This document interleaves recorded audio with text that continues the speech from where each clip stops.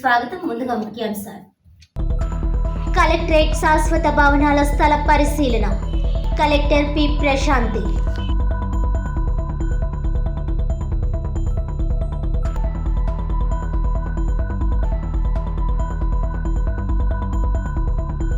నాటి ఎమ్మెల్యే ఆదిరెడ్డి భవానీపై దుష్ప్రచారం. YCP social media అల్లరి మూకలపై చర్యలు తీసుకోవాలి. దిశ చట్టం నిధుల దుర్వినియోగంపై విచారణ జరిపించాలి. అసెంబ్లీలో స్పీకర్ అయ్యన్న పాత్రుడుకు ఎమ్మెల్యే ఆదిరెడ్డి శ్రీనివాస్ వినతి.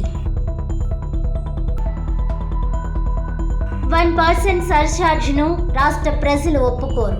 ఈ తరహా విధానాలను ప్రజలు వ్యతిరేకించాలి. మాజీ ఎంపీ మార్గాని భరత్రామ్ కామెంట్.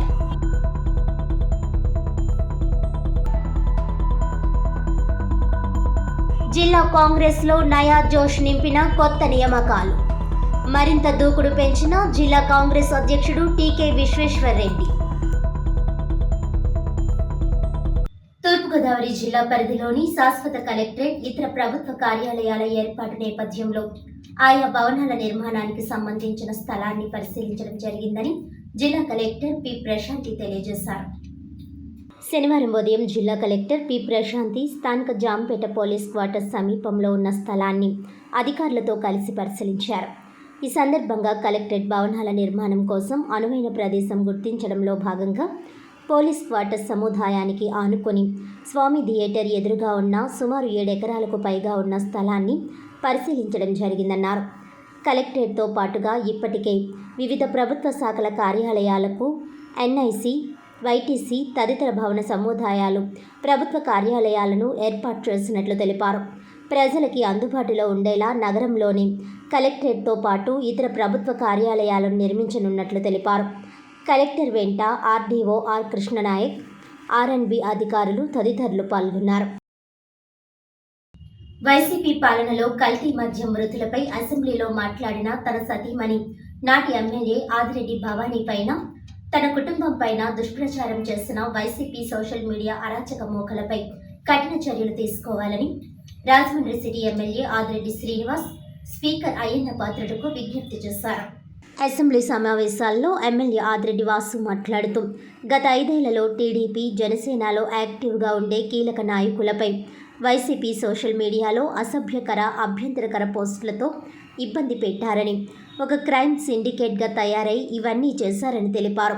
మద్యాన్ని ఆదాయ వనరుగా చేసుకున్న వైసీపీ ప్రభుత్వంలో కల్తీ మద్యం వల్ల ప్రాణాలు కోల్పోయిన వారి గురించి నాడు మహిళా ఎమ్మెల్యే ఆదిరెడ్డి భవానీ అసెంబ్లీలో ఎత్తి చూపారని, దీంతో వైసీపీ సోషల్ మీడియా ద్వారా ఎమ్మెల్యే భవానీతో పాటు తమ కుటుంబాన్ని కూడా దారుణంగా ట్రోల్ చేశారని ఈ సందర్భంగా ఎమ్మెల్యే ఆదిరెడ్డి వాసు సభ దృష్టికి తీసుకువెళ్లారు.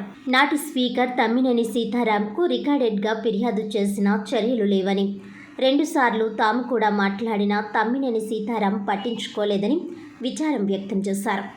ఇప్పుడు వైసీపీ సోషల్ మీడియా మోకలపై చర్యలు తీసుకోవాలని స్పీకర్ అయ్యన్న పాత్రుడు కోరారు. అలాగే దిశ చట్టం లేకపోయినా రాజమండ్రిలో మొదటి దిశ పోలీస్ స్టేషన్ అంటూ ఆర్భాటంగా ప్రారంభించారని, నాటి ఎమ్మెల్యే ఆదిరెడ్డి భవానీ ఆ స్టేషన్లో తనపై జరిగిన దుష్ప్రచారంపై మొదటి కేసు నమోదు చేయిస్తే ఎలాంటి చర్యలు తీసుకోలేదని మండిపడ్డారు. పైగా ట్రాఫిక్ సిగ్నల్ లైట్ల వద్ద మగవాళ్ల సెల్ ఫోన్లో కూడా దిశ చట్టాన్ని డౌన్లోడ్ చేయించారని తెలిపారు. ఇలాంటి వాటి కోసం దిశ చట్టంపై ఎన్ని నిధులు ఖర్చు పెట్టారో ఇప్పుడు విచారణ జరిపించాలని ఎమ్మెల్యే ఆదిరెడ్డి వాసు స్పీకర్ అయ్యన్న పాత్రును కోరారు.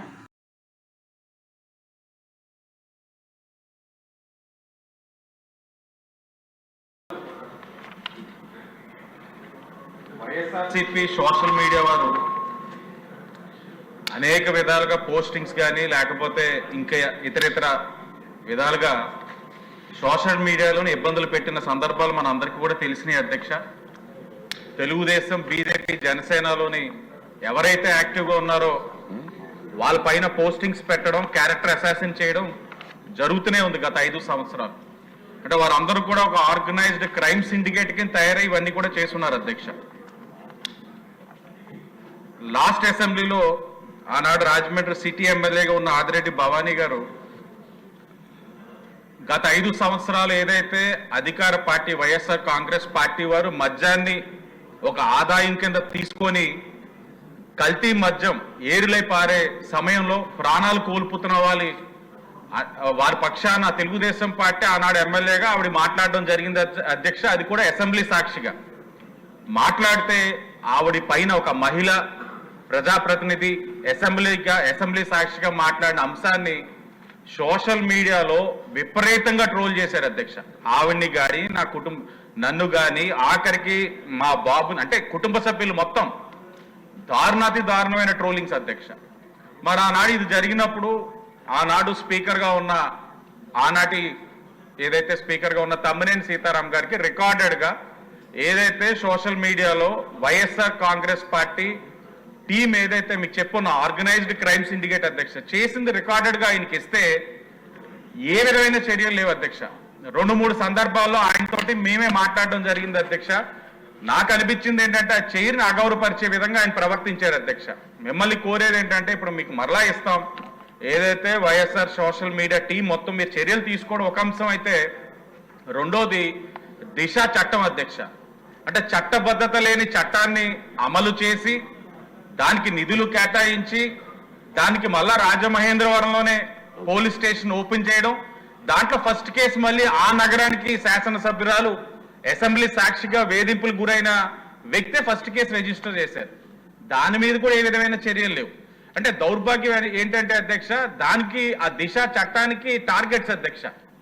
లా అండ్ ఆర్డర్ వారు ట్రాఫిక్ సిగ్నల్స్ ఆపడం, ఆడవాళ్ళతో డౌన్లోడ్ చేయిస్తే ఒక లెక్క అధ్యక్ష, కానీ మగవాళ్ళని కూడా ఆపించి దానికి టార్గెట్స్ డౌన్లోడ్ చేయించడం.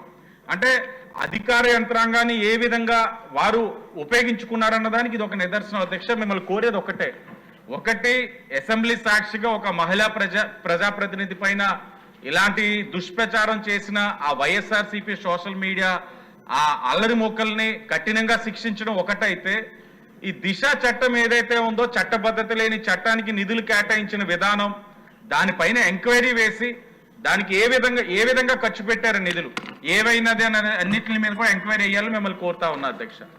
విజయవాడ వరదల పేరుతో సీఎం చంద్రబాబు ఏపీ ప్రజల నుంచి 1% అదనంగా సర్చార్జ్ వసూలు చేసేందుకు సిద్ధం కావడం దారుణమని రాజమండ్రి మాజీ ఎంపీ వైసీపీ అధికార ప్రతినిధి మార్గాని భరత్ అన్నారు. రాజమండ్రి వైఎస్ఆర్ కాంగ్రెస్ పార్టీ సిటీ కార్యాలయంలో మాజీ ఎంపీ మార్గాని భరత్రామ్ మాట్లాడుతూ 1% సర్ఛార్జ్ను రాష్ట్ర ప్రజలు ఒప్పుకోరు. ఈ తరహా విధానాలను ప్రజలు వ్యతిరేకించాలి. బడికి వెళ్లే 82 లక్షల మంది పిల్లల కోసం కేవలం 5,000 కోట్లు బడ్జెట్లో పెట్టారు. ఇది ఏ మూలకు సరిపోతుంది? ఓట్లు వేయించుకొని ప్రజలను అన్ని రకాలుగా మోసం చేశారని, సోషల్ మీడియా యాక్టివిస్టులపై దారుణమైన కేసులు కట్టిన సన్నివేశాలు గతంలో లేవు. సర్ఛార్జ్ ఆలోచన వెనక్కి తీసుకోవాలి, లేదంటే ఆందోళనకు దిగుతామని తెలిపారు. రాష్ట్ర ముఖ్యమంత్రి వర్యులు చంద్రబాబు నాయుడు గారు ఢిల్లీ పర్యటనలో భాగంగా మరి కేంద్ర మంత్రి వర్యుల్ని నిర్మలా సీతారామన్ గారిని కలిసిన దాంట్లో ఆయన కొత్త ప్రపోజల్ పెట్టాడు. అంటే దేశంలో ఏ రాష్ట్ర ముఖ్యమంత్రికి కూడా రాని ఐడియా. అంటే చాలా వినూత్నంగా సంపద సృష్టిస్తూ ఉన్నారు. ఆయన చెప్తా ఉన్నాడు కదా, నేను సంపద సృష్టించి ప్రజలకి సంక్షేమ పథకాలు ఇస్తానని. మరి బహుశా 1% అదనంగా మరి ఆయన సర్ఛార్జ్ అంటే జిఎస్టీ పైన సర్ఛార్జ్ పెట్టుకునేదానికి వెసులుబాటు కల్పించండి అని సాక్షాత్తు ఫినాన్స్ మినిస్టర్ గారిని మరి చంద్రబాబు నాయుడు గారు ఢిల్లీలో కోరడం జరిగింది. మరి సంపద సృష్టించడం అంటే ఇదేనానండి? అంటే సామాన్య ప్రజలు, సగటున సామాన్య ప్రజలు ఆంధ్రప్రదేశ్ రాష్ట్రంలో, కేవలం ఇది ఒకటే రాష్ట్రం, దేశంలో ఏ రాష్ట్రం కాదు, ఆంధ్రప్రదేశ్ రాష్ట్రంలో ఏది కొన్నా కానీ 1% అదనంగా ట్యాక్స్ కట్టాలన్నమాట. ఇప్పటికే నిత్యావసర వస్తువులు చంద్రబాబు నాయుడు గారు కుర్చీలో కూర్చున్న తర్వాత సామాన్య ప్రజల యొక్క నడ్డి విరగొట్టారు. బాదుడి కిందన రేట్లు బాది, ఉల్లిపాయ టమాటా అయితే సెంచరీ కొట్టేసినాయి. మరి ఇంకా అసలు సామాన్య ప్రజలు ఎలా బతకాల? దీనికి అదనంగా మరి డైరెక్ట్గా ఫినాన్స్ మినిస్టర్ గారిని ఎంత నిస్సిగ్గుగా అడుగుతా ఉన్నారండి. ఆయన చెప్తా ఉన్నాడు, విజయవాడ వరదలు వచ్చినాయి, అతలాకుతలం అయిపోయినాయి, దాని గురించి రాష్ట్ర ప్రజలందరూ కూడా 1% ట్యాక్స్ కట్టాలి. మరి ఇదేనా అండి చంద్రబాబు నాయుడు గారు తమరి తాలూకా సెల్ఫ్ ఫైనాన్స్డ్ అమరావతి మోడల్ అని చెప్పారు. మరి ఏం చేశారు అమరావతి మోడల్? సంపద సృష్టించడం అంటే ఇదేనా? ప్రజలపైన ట్యాక్సులు పెట్టడము ఇదేనా సంపద సృష్టించడం అంటే? నాకు ఏదో పూర్వం రోజుల్లో కొంతమంది రాజులు గుర్తొచ్చేవారు. ఇదే సేమ్ టైప్లో సామాన్య ప్రజలపైన పన్నులు వేసి ఖజానాన్ని నింపుకునేవారు.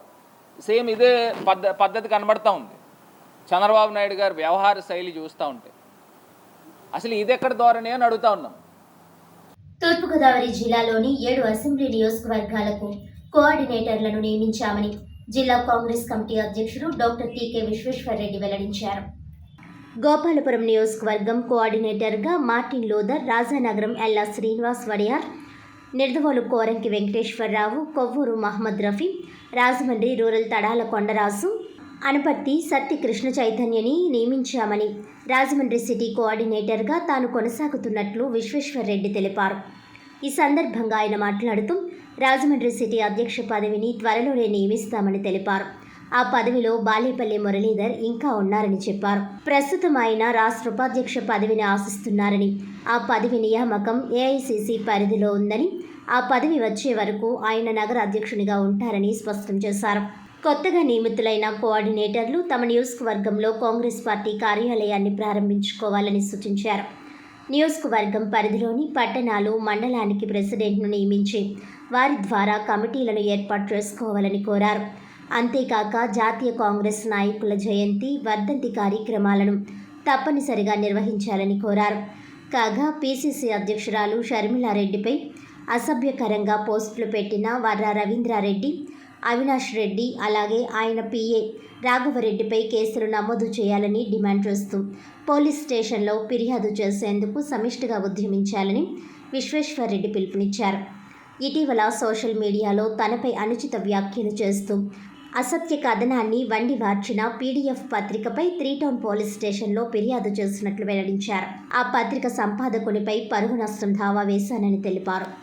మరి ఇక్కడ పత్రికా సోదరుల యొక్క సమావేశం ఏర్పాటు చేయడానికి కారణం ఏంటంటే, ముందుగా పత్రికా సోదరులందరికీ కూడా జాతీయ పత్రికా సోదరుల యొక్క జాతీయ దినోత్సవం దానికి శుభాకాంక్షలు తెలపడం.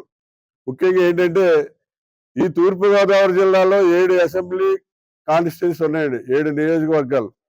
7 నియోజకవర్గాలకి కూడా కోఆర్డినేటర్లు నియమించడం జరిగింది. అందరికీ కూడా మేడం వైఎస్ షర్మిలారెడ్డి గారు ఆర్డర్స్ ఇవ్వడం జరిగింది. వీళ్ళందరూ కూడా కోఆర్డినేటర్లుగా మరి వర్క్ స్టార్ట్ చేయాలి. వీళ్ళందరికీ కూడా వర్క్ ఏ రకంగా స్టార్ట్ చేయాలి అనే దాని మీద వీళ్ళందరూ కలిసి కూర్చుని దాని గురించి ఒక మీటింగ్ ఏర్పాటు చేసుకోవడం జరిగింది. ముఖ్యంగా ఆ మీటింగ్లో తీసుకున్న నిర్ణయాలు ఏంటంటే, ఫస్ట్ ప్రతి నియోజకవర్గంలోనూ కూడా కాంగ్రెస్ పార్టీ ఆఫీస్ ఓపెన్ చేయాలి. ఎవరైతే కోఆర్డినేటర్గా ఉన్నారో ఆయన ఆ నియోజకవర్గంలో వెంటనే కాంగ్రెస్ పార్టీ కార్యాలయం ఓపెన్ చేయాలన్నది మొదటి తీర్మానం.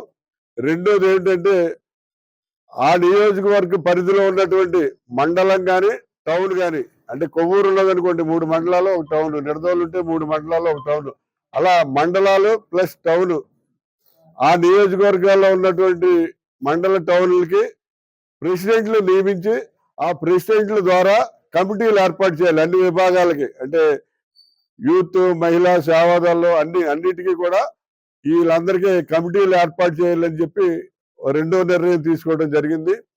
మూడోది ఏంటంటే, ఈ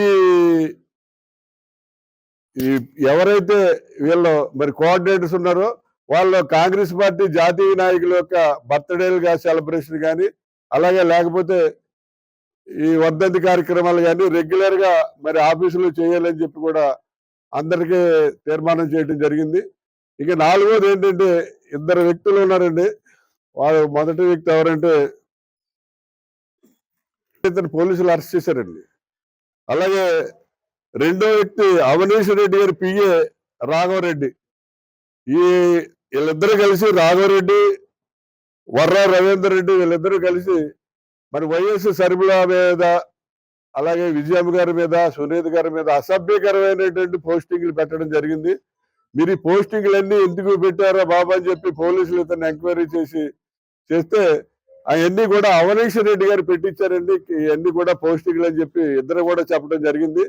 కాబట్టి తక్షణం అవనీష్ రెడ్డి గారి మీద కేసు పెట్టి అవనీష్ రెడ్డి అలాగే ఈ రాఘవరెడ్డిని కూడా అరెస్ట్ చేసి వాళ్ళ మీద కేసులు పెట్టాలని చెప్పి ఈ ఉపాధ్యాయ ఎమ్మెల్సీ ఎన్నికల్లో మోడల్ కోడ్ ఆఫ్ కండక్ట్ బృందాలు ఎన్నికల ప్రవర్తన నియమావళి అమల్లో పారదర్శకంగా వ్యవహరించాలని జిల్లా రెవెన్యూ అధికారి టి సీతారామూర్తి పేర్కొన్నారు.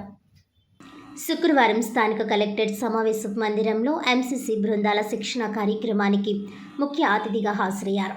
ఈ సందర్భంగా డిఆర్ఓ టి సీతారామూర్తి మాట్లాడుతూ ఉపాధ్యాయ ఎమ్మెల్సీ ఎన్నికల్లో పాల్గొనే అభ్యర్థులు, పార్టీల ప్రతినిధులు ఎన్నికల ప్రవర్తన నియమావళి ఉల్లంఘన గుర్తించడంలో పత్రికల్లో ఫిర్యాదులు వస్తున్న వాటిని పరిగణలోనికి తీసుకోవాల్సి ఉంటుందని పేర్కొన్నారు.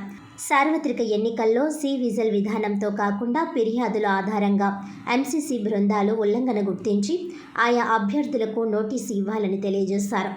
ఎంసీసీ మార్గదర్శకాల నియమావళి పుస్తకాలు ఇవ్వడంతో పాటు మాస్టర్ ట్రైనర్ ద్వారా అవగాహన కల్పించడం, సందేహాల నివృత్తి చేయడం కోసం ఈ శిక్షణ తరగతులను నిర్వహించినట్లు తెలియజేశారు. ఈ శిక్షణ కార్యక్రమానికి ఎంపీడీఓలు, ఇతర సమన్వయ శాఖల అధికారులు పాల్గొన్నారు. క్లియర్గా మాస్టర్ ట్రైనర్స్ మీకు ఎక్స్ప్లెయిన్ చేస్తారు వాటికి సంబంధించి. మనకి వీటిని అబ్జర్వ్ చేస్తూ ఎంసీసీని మనం ఇంప్లిమెంట్ చేయాలి. ఇందులో 2 టైప్స్ ఆఫ్ యాక్టివిటీస్. ఒకటి యాజ్ ఇట్ ఈజ్గా ఎలక్షన్ కమిషన్ ఇన్స్ట్రక్షన్స్ ప్రకారము మన జ్యూరిడిక్షన్లో వైలేషన్ ఏదైతే జరుగుతుందో నిరంతరం మన టీమ్స్ మనందరం కలిసి వాచ్ చేస్తూ దాని మీద యాక్షన్ తీసుకోవడం ఒకటైతే, రెండోది కంప్లైంట్ బేస్డ్. యాక్చువల్లీ మనకి జనరల్ ఎలక్షన్ అయితే సివిజిల్ మేజర్, ఇక ఇతరత్ర ఎక్కడి నుండి ఏ కంప్లైంట్ వచ్చినా కూడా మనం దాన్ని అటెండ్ అయ్యేవాళ్ళం. ఇప్పుడు సివిజిల్ అనేది మనకి లేదు, కానీ మనకి గౌరవ ప్రజాప్రతినిధులు కానీ, పబ్లిక్ నుండి కానీ, ప్రెస్ నుండి కానీ, ఇతరత్ర ఎవరి నుండి అయినా ఎటువంటి కంప్లైంట్ వచ్చినా కూడా వైలేషన్ జరిగిందని చెప్పి దానికి మనం వెంటనే అటెండ్ అవ్వాలి. సో రెండు జనరల్ గా మనం ఏం చేయాలి అనేది చేస్తూ ఉండి ఎక్కడైనా స్పెసిఫిక్ గా కనుక మనకి కంప్లైంట్ వస్తే కంప్లైంట్ రిటర్న్ చేసుకోవడం రెండు.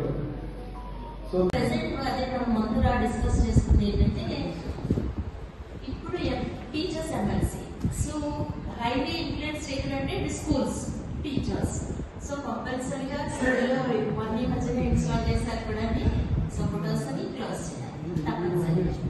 నెక్స్ట్ బుక్స్ మీద, పథకాల మీద కూడా ఇదివరకు అయితే నేమ్స్ ఫోటోస్ ఉండేవి, ఈ సంవత్సరం ఎలాంటివి లేవు. సో అందుకని మనకి ఆ విషయంలో అయితే బుక్స్ విషయంలో అయితే ప్రాబ్లం లేదు.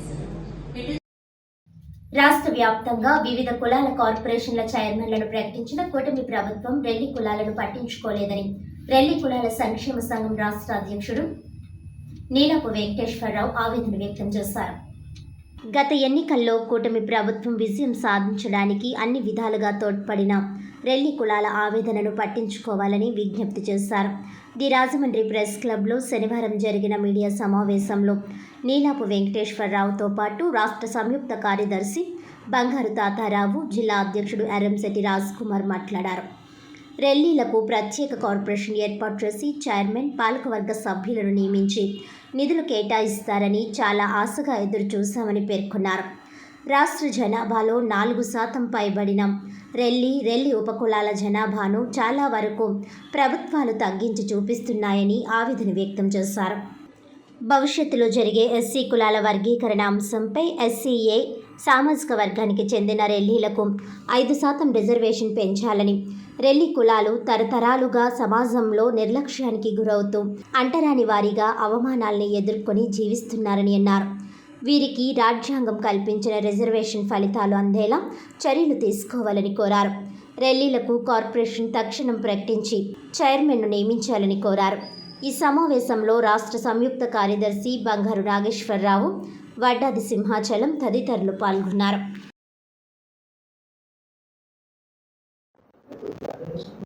మా రెల్లి కులాల వారి యొక్క ఆవేదన, ఆందోళన, ఆకాంక్ష. ఈ విషయంపై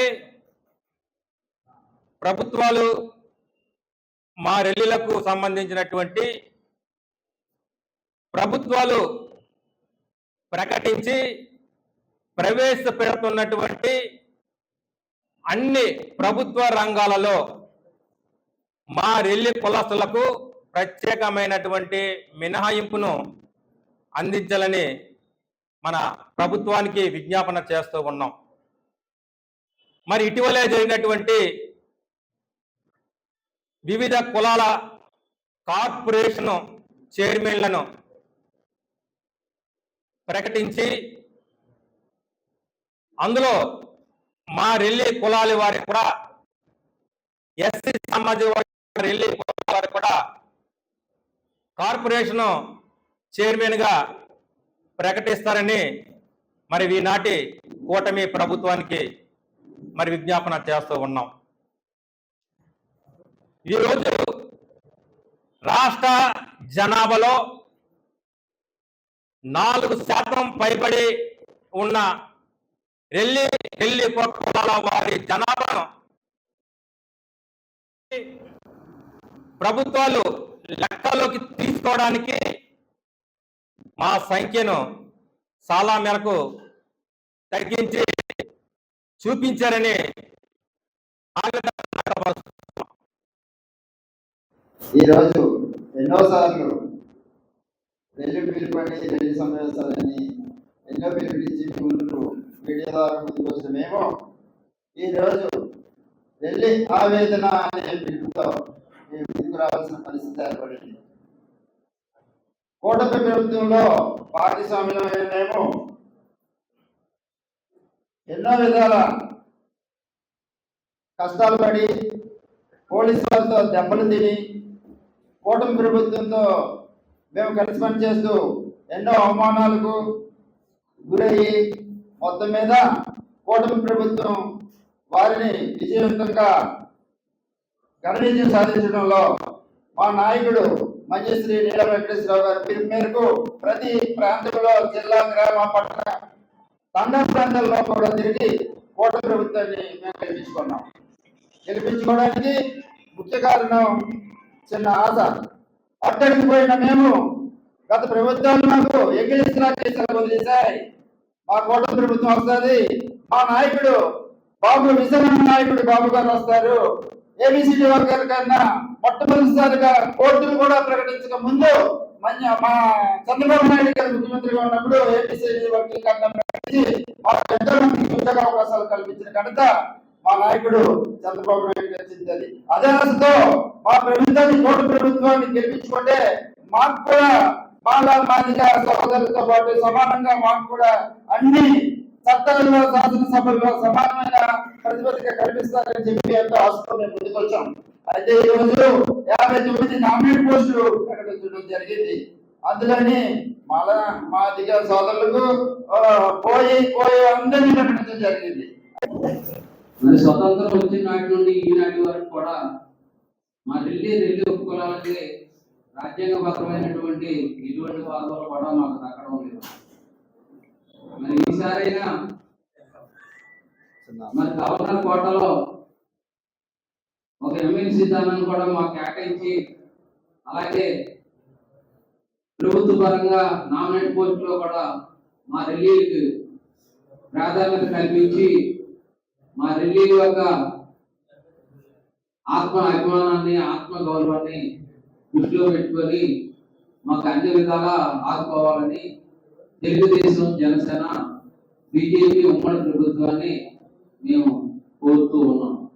అంగన్వాడీ మినీ సెంటర్లను మెయిన్ సెంటర్లుగా మారుస్తూ రాష్ట్ర ప్రభుత్వం తక్షణం జీవో ఇవ్వాలని కోరుతూ AP anganwadi workers and helpers union Thurpugodavari జిల్లా కమిటీ ఆధ్వర్యంలో జిల్లా కలెక్టర్ కార్యాలయం వద్ద ధర్నా నిర్వహించారు.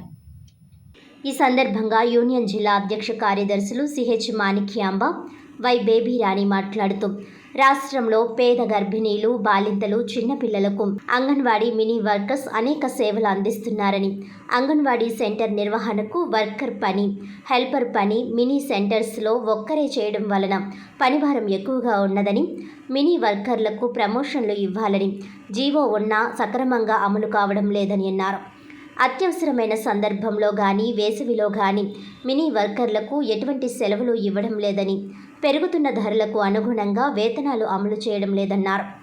మినీ వర్కర్లను మెయిన్ వర్కర్లుగా మార్చాలని, ఇతర సమస్యల పరిష్కారం చేయాలని 42 రోజుల పాటు జరిగిన సమ్మె సందర్భంగా మినీ వర్కర్లను మెయిన్ వర్కర్లుగా మార్చుతామని అంగీకరించారని, ప్రస్తుతం సర్వే కూడా చేశారని, తక్షణం రాష్ట్ర ప్రభుత్వం మినీ సెంటర్లను వెంటనే మెయిన్ సెంటర్లుగా మారుస్తూ జీవో ఇవ్వాలని, ఇతర సమస్యల పరిష్కారం చేయాలని డిమాండ్ చేశారు.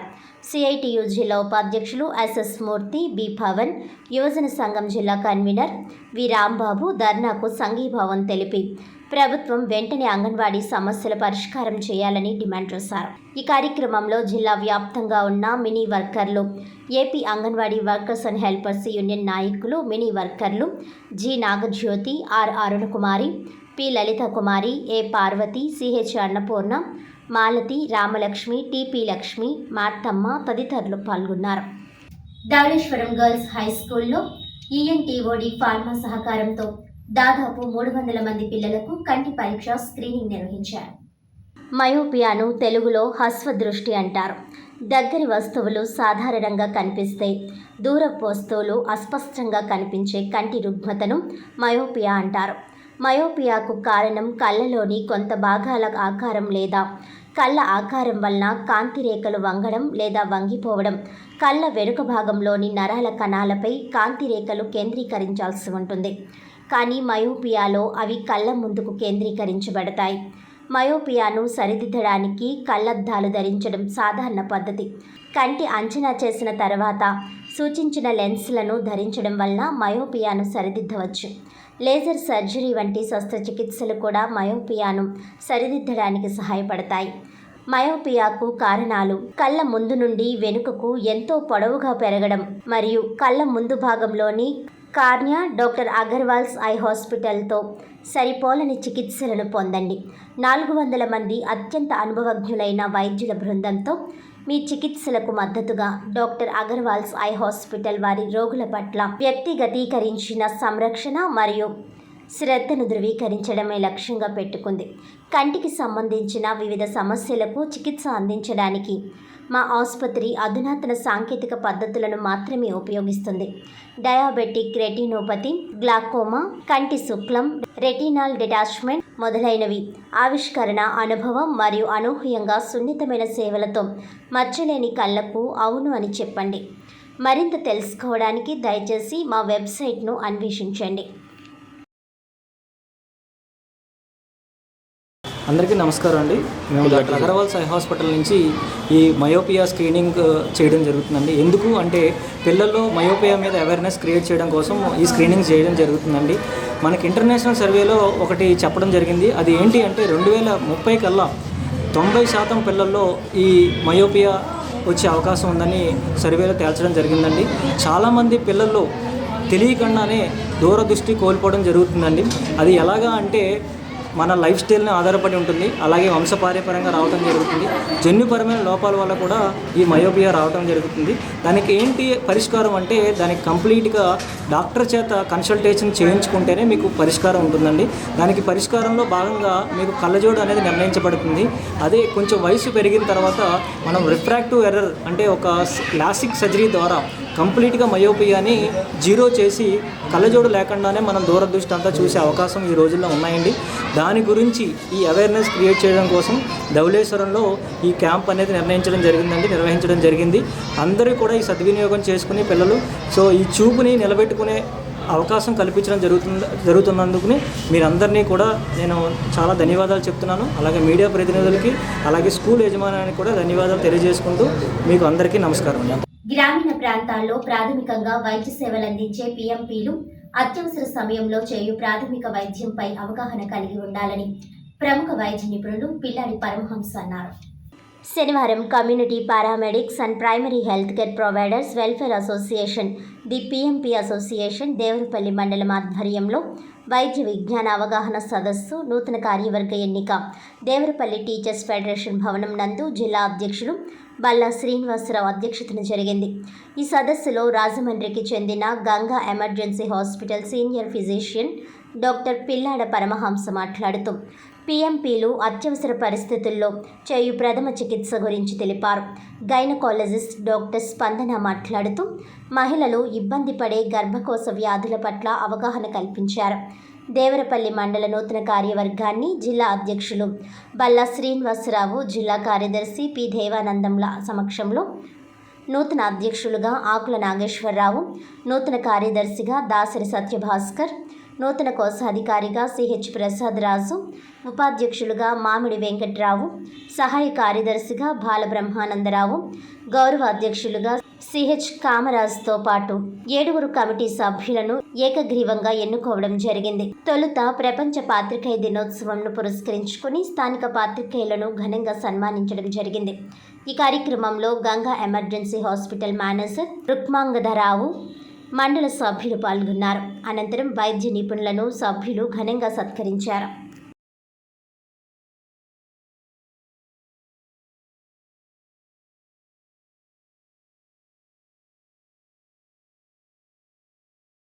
అజ్ఞానం వల్ల కొన్ని కేసెస్ బాగా చెప్పర్ స్టేజ్లో అర్ధరాత్రి ఎప్పుడు తీసుకొస్తూ ఉంటారు. అటువంటి కేసులో మీరు ఏం చేయలేరు, ఇంకెవరైనా సరే ఏం చేయలేరు. అటువంటి కేసులు ఎమర్జెన్సీ షిఫ్ట్ చేసినప్పుడు అప్పుడు ఆక్సిజన్ సాచురేషన్ లెవెల్స్ ఏమైనా ఊపిరి అందకపోయినా అటువంటి కేసులు ఐసీయూలో పెట్టి మేనేజ్ చేయాల్సిన అవసరం ఉంటుంది. అటువంటి కేసులు పంపిస్తే దాన్ని మేనేజ్ చేయడానికి ప్రయత్నం చేస్తామని చెప్పేసి ఈ సభాముఖంగా తెలియపరచడం జరుగుతుంది. ఇందుగా దీంట్లో ఈ కొయ్యలగూడ ఏంటి, ఇక్కడ ఏంటి, చాలామంది మా పాత హాస్పిటల్కి రిఫరల్ తీసుకొస్తూ ఉండేవారు. దాని ద్వారా నాకు ఎంత అనుభవం ఉందో మీ అందరికీ చాలా తెలిసినందుకు చాలా సంతోషం. మా ప్రియతమ చాలా శిష్యులు చాలామంది చాలా ఇప్పుడు వరకు కూడా గుర్తుంచుకుని చక్కగా గుడ్ రిలేషన్స్ మెయింటైన్ చేస్తున్నారు. దానికి నేను చాలా కృతజ్ఞత, చాలా సంతోషంగా ఉంది. ఇప్పుడు ఈ సందర్భంలో కొన్ని కిడ్నీ కేసులు ఏంటి, కొన్ని ఆర్థోపెడిక్ కేసులు ఏంటి, కొన్ని ఆరోగ్యశ్రీలో రాని కేసులు ఉంటాయి, కొన్ని అలాగే గాల్ బ్లాడర్ కేసులు కూడా లాప్రోస్కోపీ దీంట్లో ఆరోగ్యశ్రీలో రావట్లేదు. అటువంటి కేసులు కూడా మేము హ్యాండిల్ చేస్తున్నాము.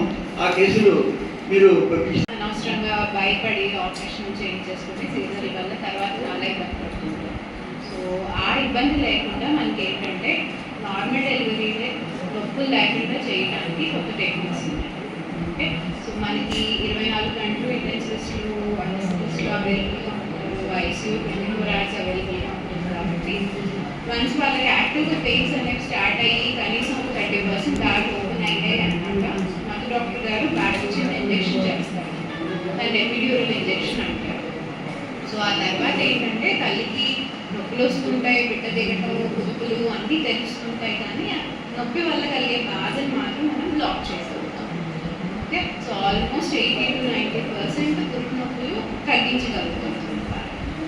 ఈ టెక్నిక్స్లో ఏంటంటే తల్లికి కానీ బిడ్డకి కానీ ఎటువంటి ప్రాబ్లం ఉండదు. ఇంజెక్షన్ తర్వాత నార్మల్ అవుతుందా, సిజర్ అవుతుందా అనడానికి కూడా ఇంజెక్షన్తో సంబంధం ఉంది. ఇది కేవలం తల్లి నొప్పి లేకుండా కంఫర్టబుల్గా ఉంచడానికి. ఇన్ఫ్యాక్ట్ ఇంజెక్షన్ తర్వాత తొందరగా ప్రోగ్రెస్ అయిపోతారు. సో నొప్పులు, పురుగు నొప్పులు బాధ తెలియకుండా సులువుగా అనుకుంటూ ఉండే అడ్వాంటేజెస్ కూడా ఉండేలాగా చూడటానికే ఈ ప్రయత్నం అనేది చేస్తుంది. పేషెంట్స్ అందరికీ ఇప్పుడు దాకా మన దగ్గర ఈ సంవత్సరం పాటు జరిగిన డెలివరీలో 80% నార్మల్ డెలివరీస్ చేసుకుంటుంది. ఆ 80%లో మోర్ దెన్ 70% నొప్పులు లేకుండా చేసుకుంటారు. వార్తలను ముఖ్యాంశాలు మరోసారి. కలెక్టరేట్ శాశ్వత భవనాల స్థల పరిశీలన. Collector P Prashanti.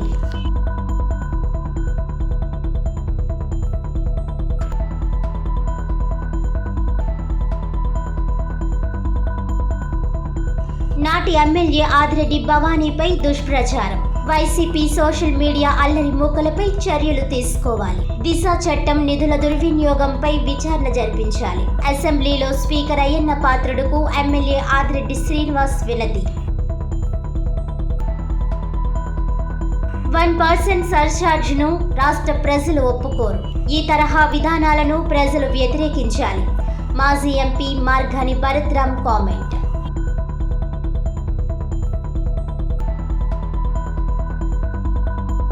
జిల్లా కాంగ్రెస్లో నయా జోష్ నింపిన కొత్త నియామకాలు. మరింత దూకుడు పెంచిన జిల్లా కాంగ్రెస్ అధ్యక్షుడు టీకే విశ్వేశ్వర్ రెడ్డి. ఈనాటి వార్తలు ఇంతటితో సమాప్తం. తిరిగి వచ్చే బులెటిన్లో మళ్ళీ కలుద్దాం. అంతవరకు సెలవు. నమస్కారం.